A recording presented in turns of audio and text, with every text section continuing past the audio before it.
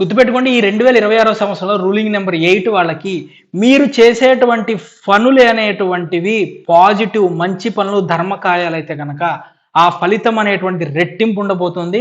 అదే ఎదుటి వాళ్ళని ఇబ్బంది పెట్టేటువంటి తప్పుడు కర్మలైతే కనుక మీరు తీసుకునేటువంటి గుణపాఠాలు అనేటువంటివి 10 రెట్లు ఉండబోతున్నాయి. జాగ్రత్తగా ఉండేటువంటి ప్రయత్నం చేయండి. సో ఇక జాబ్ పరంగా చూసుకుంటే కనుక మీరు ఏదైతే వర్క్ చేస్తున్నారో ఆ వర్క్లో పదోన్నతులు పెరిగేటటువంటి అవకాశం ఉందండి. కొత్త కొత్త బాధ్యతలు వచ్చేటువంటి అవకాశం ఉందండి. కొత్త కొత్త గుర్తింపులు వచ్చేటువంటి అవకాశం ఉందండి. కొత్త రోల్స్ పెరుగుతాయి. అలానే అధికార బలం అనేటువంటిది పెరుగుతుంది. స్థాన బలం అనేటువంటిది పెరుగుతుందండి.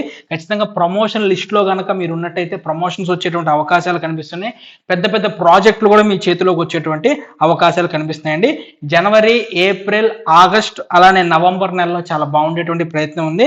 కాకపోతే మైండ్లోకి కొంత నెగిటివ్ ఆలోచనలు రావటం, అలానే చెయ్యాలా వద్దా అనేటువంటి ఒక సంసిద్ధత, ఒక సందేహంలో ఉండటం, సందిగ్ధంలో ఉండటం, అట్లానే సైలెంట్గా పని చేసుకుంటూ వెళ్ళటం, నలుగురిలో కలవాలి అనిపించలేకపోవటం, ఇవన్నీ కూడా మీరు ఎదుర్కొనేటువంటి సమస్యలండి. సో అవి ఎలా వాటి నుంచి బయటపడాలో నేను రెమెడీస్ కూడా చెప్తాను.